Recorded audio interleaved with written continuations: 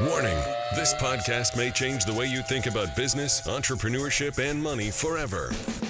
The Conquistador Podcast was created for dreamers, entrepreneurs, and leaders who want to conquer their future. To be an epic entrepreneur, you must adopt the right mental paradigms as well as master the art of selling, marketing, and finance. Now, it's time to welcome two serial entrepreneurs, leaders, husbands, and fathers who are passionate about sharing the strategies that are helping them excel in life and in business. Here are Mauricio Garcia and Hubert Humphrey. Okay, we're live. Welcome, everybody. Mauricio Garcia here with another episode of the Conquistador Podcast. We're going to talk about contacting. I think it's very critical to know how to get people to contact you and how you can contact people for your business. And to speak about that, we're going to talk to a master, somebody who's obviously has applied these principles and recruited millions and millions of people. And of course, I'm talking about the legendary Hubert Humphrey, who's my friend, my mentor. Hubert, how are you today? I'm doing fantastic. Good to be with you today, Mauricio. Look forward to the show. Awesome. Well, let's talk about contacting, because I think I think in one of the previous podcasts, we spoke about the importance of prospecting, right? And how that is like that number one step that every entrepreneur, any business, no matter what you do, you've got to master the art of prospecting. But then it comes the contacting, whether you're going to directly contact somebody. I have a lot of stories that I'd like to share today about that, how I started to contact my prospect list and how I get the prospect list to contact me. But, you did over 10 million sales in the first company that you helped build. About 1.5 million recruits. How did you go about doing that in contacting? How did you contact people? Well, I think just to back up, first of all, contacting is such a critical thing. It can be how you do it really determines how things get started in your business. Mm-hmm. In fact, we have a system that's got 6 steps: prospecting, contacting of people, the presentation, follow-up, startup, duplication. Mm-hmm. All right. And it's always been said that we need to put like a little danger warning, a little skull and crossbones, like it's poison at step number 2, because that is the critical place. Contacting somebody, in our business, you only have one chance to make a good first impression. So first of all, prospects are so valuable. It's the number one thing people have to have in a business like ours is to have prospects. And we've got a great friendship borrowing system and a lot of ways to get prospects. But once you get a prospect, you had better be able to have a good contact system so you don't waste them. Mm-hmm. You don't want to scare them, you don't want to spook them. And so that is a very important thing. And I think in our business, because first of all, there's a lot of ways to contact. There's you picking up the telephone and calling them. You dropping by to see them. Yeah. You sending something to them in the mail. At this day and age, you can do so much that you can send emails and various things out to them. You can contact them indirectly by just doing auto responding and dripping on them through various pieces of electronic data going to them, or you beam it out with a podcast. And right now we are contacting some people you and I have never met before with this podcast. There are people out there that will hear this podcast. Yeah.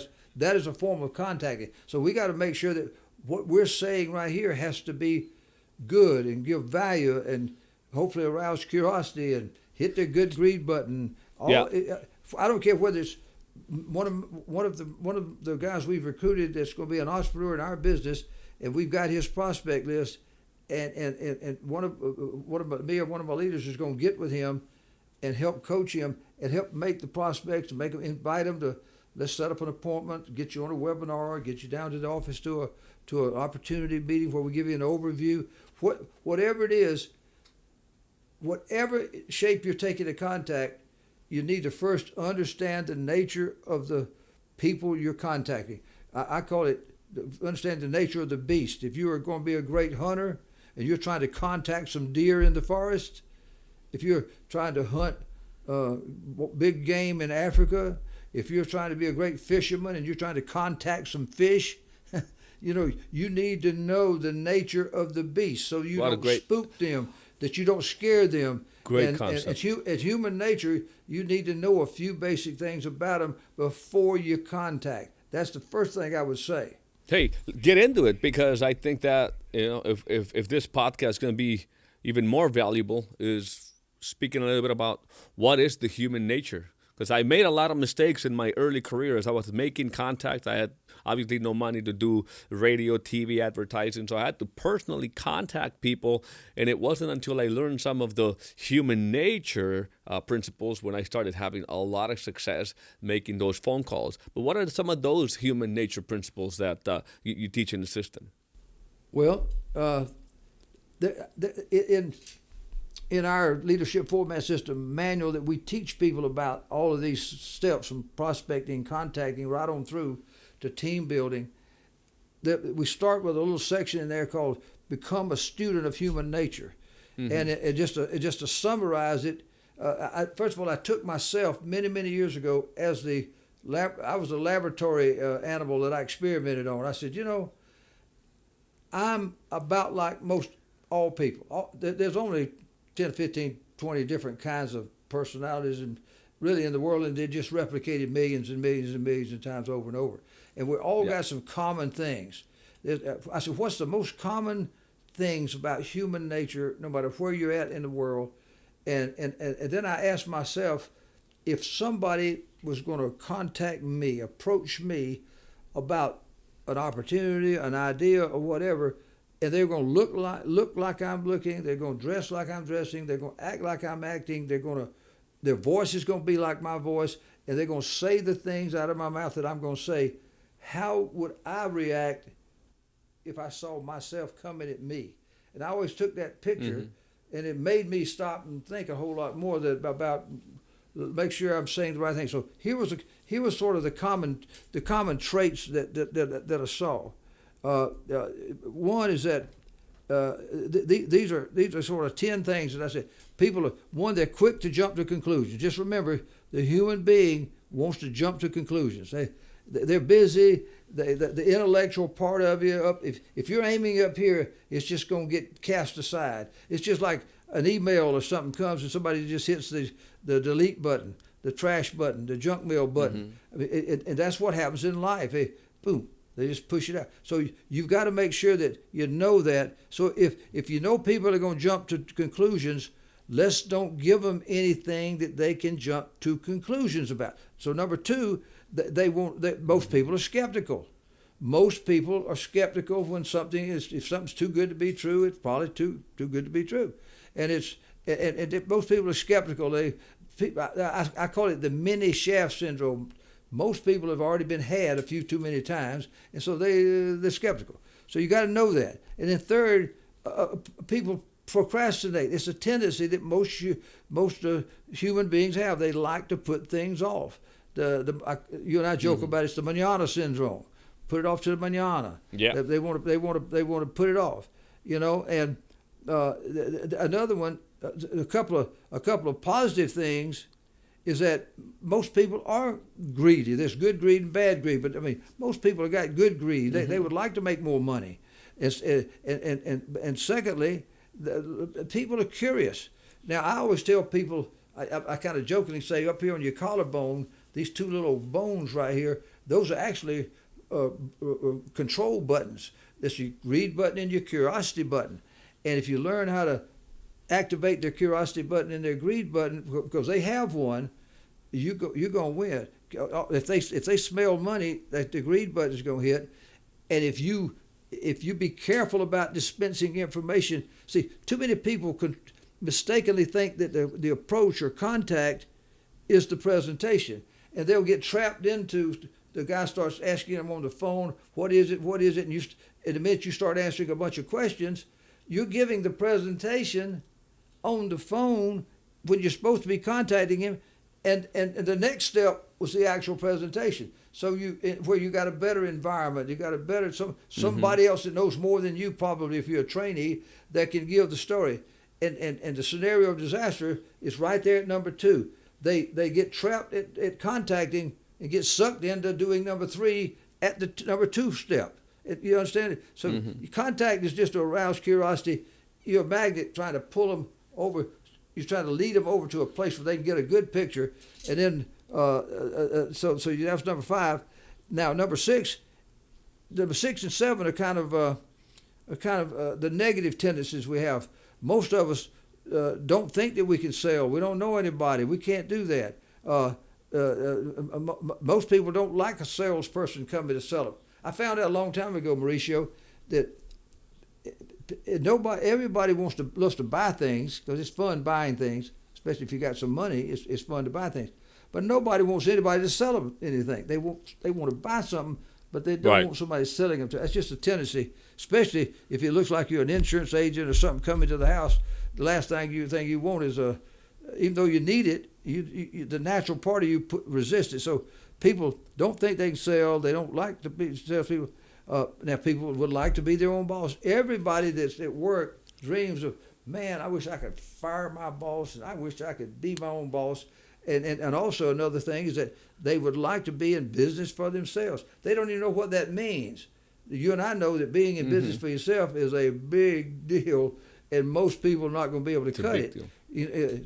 And then number 10, even though they would like to be their own boss, they'd like to be in business for themselves. Number 10 is most people doubt that they ever could be their own boss or they could be in business. So now I could go on and on about human nature, but that's 10 little things right there that if you understand that, you can better contact people and get more results, whether you're sending something out through social media, through podcasts, through Zoom webinars, through mailers, through personal contacts, whatever. You just know the nature of the beast you're trying to hunt for, fish for, or recruit for, or sell to. Yeah, it's interesting. When I was doing the contacting to my prospect list over the phone when I first started in the industry, I made some changes based on the responses I was getting as I was making these calls. And accidentally, I removed a lot of this thing. Even at that moment, I wasn't. I still hadn't studied really human nature, but I made some changes that now I look back at it and I say, now I understand that when I was on the phone, I was enthusiastic, I was excited about the call, and just the way that I handled the conversation left no room for people to jump to conclusions, and examples like that. But also one thing that I saw one day, I walked into Barnes and Nobles. This is before I even had a chance to work directly with you. I walked into Barnes and Nobles and I saw a success magazine, and I picked it up because it was you in that in the front cover in this mansion, in this house, and it had some interesting titles in it. I picked up the Success magazine, took it home, and there was all the stories of all these different people that were running a system in a company that you led. And it's just the way that it was speaking to me, the imagery, the video that was embedded in there. That's when it got my attention, is when I started following you even more and more. But that was a way of contact. And I know that efforts like that, especially today with social media and everybody having access to creating a podcast and creating video, we could create these things. Like contacting has become a lot easier if we understand human nature. But just to prove, even before the social media, what was your return on investment, or maybe what was the result of the effort of putting something out there and to get people to contact you with this Success magazine? I've never had the opportunity to ask you that. Well, it's a great question, but just to back up just a little bit, before we could be worthy of being highlighted in a magazine called Success, I had to go create some success. Sure. So the first thing is I created my own content by building successful people who were out there. They were all at $100,000 a year, having our Champions Club rings. They were they were making, several of these guys in there were making $1 million and $2 million and $3 million a year cash flow, and buying homes and cars and living the great life, and had quit their jobs and saving a lot of money. They were doing good things. And so I had a bunch of successful heroes of our success system, and I was able to highlight it. It's hard to do a bad magazine when you fix to put a bunch of people who went from zero to hero. The little guys that had never been in business, and all of a sudden following our success system, they were successful. That's a pretty easy to make a successful looking magazine.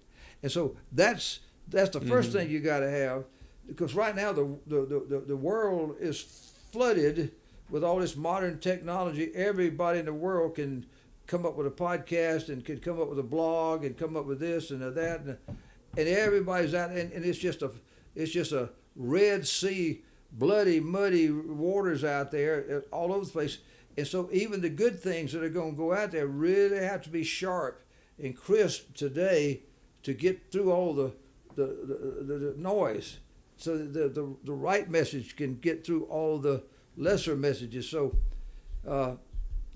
again, it's the return on investment for what I did was tremendous. I mean, we had a 90-day campaign. We called it our super video drop, because inside the magazine we had an attachment that had a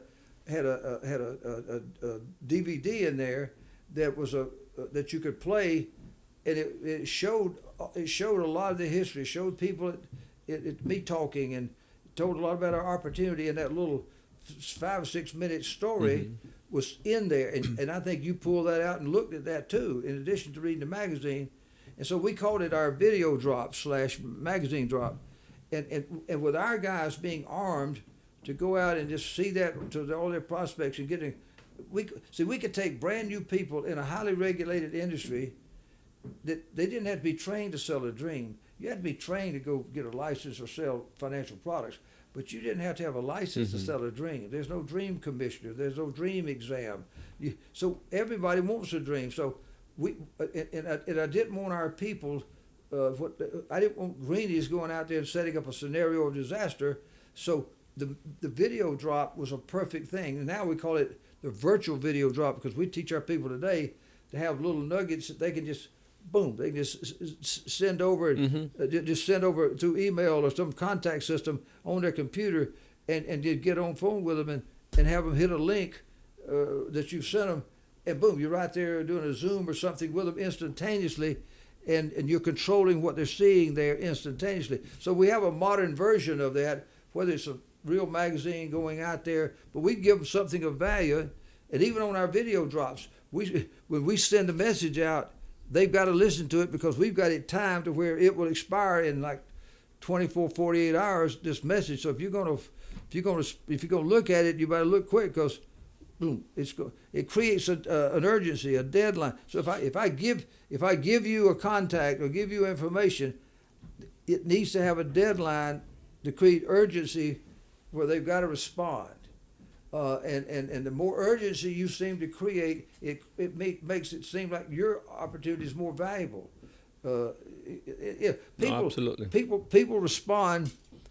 The enticing withdrawal concept. If you're going to be a great fisherman, if you just throw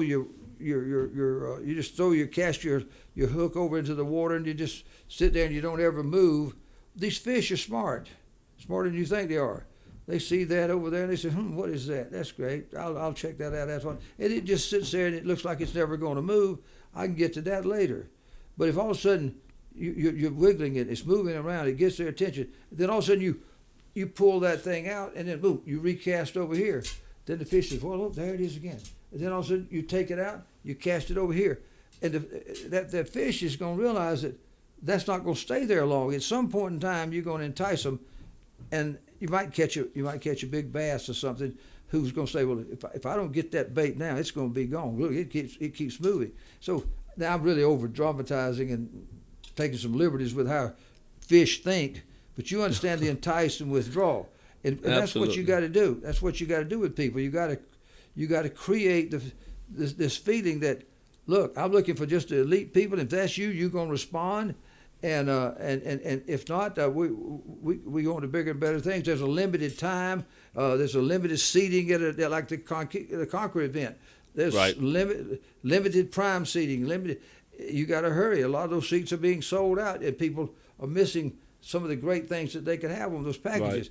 Right. But that's what it is. You create urgency. You create this this law of attraction. Contacting is about the law of attraction, and how well you do the law of attraction when you're contacting is going to determine what your return is on your efforts there. Awesome. I think one of the most important messages that I get, obviously, by this podcast is studying human nature before you do your contacting efforts. I could maybe share that when I first started in the industry, I had to do a lot of these cold calling. Had to become really good at it. The shorter I made my pitch, the better it became, because I could get to the no's faster, and if I could get through the no's faster, it means I get to the yeses even faster. And then for invitation, we went down to Mexico. We recruited 1,500 people, and a lot of the thing was really utilizing the ether method. You're calling with enthusiasm. You are asking for help. You want people's opinion. People, and you ask for opinions. People feel important, and they're willing to give you an opinion, especially if they're friends. So we're not going to go through that in the podcast. We're actually running out of time, but it's just really understanding and studying human nature before we make these contacting efforts. Obviously, now with social media, like you said, there's these videos we could do. There's these funnels that can be created to get people to contact you, because there's a different how do you say, not environment necessarily, but a different psychology in the whole sales process when somebody is contacting you versus you contacting them. But it definitely could work both ways, and I think it's a skill that every entrepreneur ought to know to master if they really want to be successful in sales or growing their company, because you got to learn it. And if you don't know it, how can you teach it? And so it does when you're putting things out, especially in the internet era, and you're putting things out through social media, the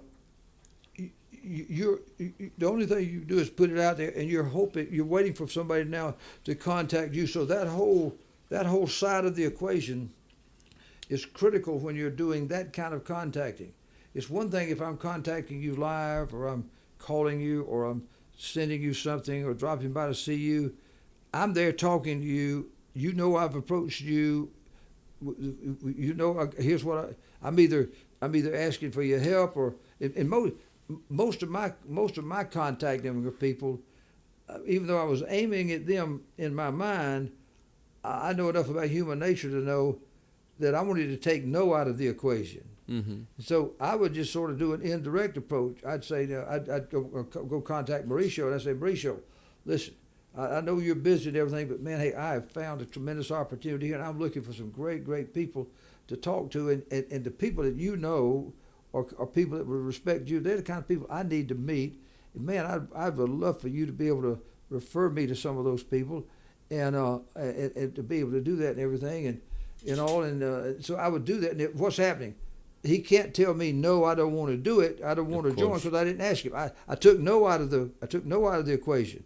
If the best thing in life is to take, if you don't like no's, take no out of the equation.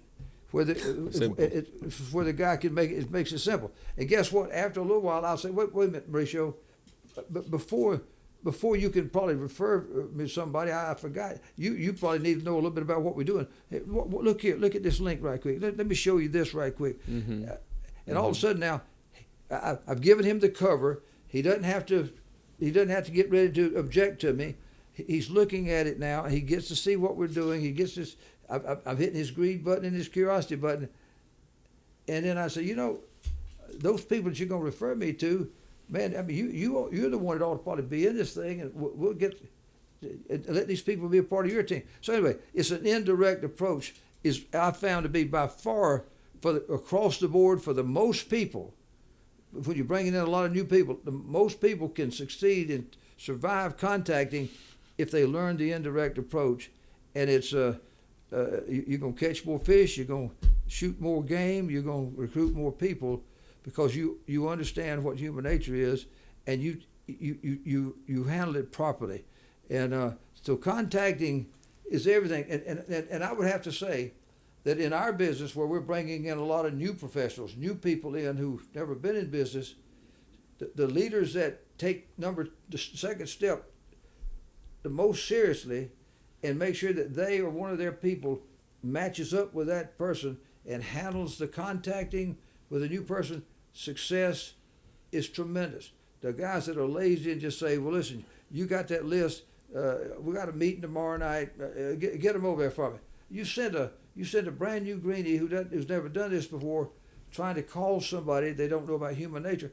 It's a recipe for disaster. So control that step, and that's the gateway to your future. Thank you for that, Hubert. We're out of time on this podcast, but before we go, I just want to remind everybody, because there is an event coming up, March 26 and 27, titled The Conquer. It's Conquer, the Conquer event, where we're going to have Hubert, of course, a lot of other successful entrepreneurs, people that really know the world of business and entrepreneurship, people that have been part of, small operations that turn into be international, operations. So you want to learn from them. You want to get the real strategies, the systems, the psychology to be able to succeed in business. So if you want to join us for that virtual event, you go to conquerevent.com. Go to that site. It's conquerevent.com. Register, purchase your virtual ticket, and you're going to be glad that you did. Again, that is conquerevent.com. And I also want to thank our sponsor, Hegeman Group International, for making this podcast possible, for believing in what we're doing, and tell you that if you are looking for a great opportunity, if you're looking for an opportunity that can really take you from where you are today to where you want to go and take advantage of everything that is going on in the economy right now, in the world of business, and just go from where you are right now to where you want to go financially, go to hgiopportunity.com. That is hgiopportunity.com. You're not going to believe what this company has put together as part of a system and the industry that they operate in, and just the kind of money that the people that are in that company have generated in a very short period of time. You have to take a look at that. So go to hgiopportunity.com and then let me know what you think about what they propose. So with that being said, I want to thank you once again for spending these minutes with us. And Hubert, thank you for making this an interesting, valuable podcast. Well, thank you. Hopefully these messages really help these people be successful in life. Look forward to seeing them on the next podcast. I'm sure they will. Bye-bye now. Warning, this podcast may change the way you think about business, entrepreneurship, and money forever. The Conquistador Podcast was created for dreamers, entrepreneurs, and leaders who want to conquer their future. To be an epic entrepreneur, you must adopt the right mental paradigms as well as master the art of selling, marketing, and finance.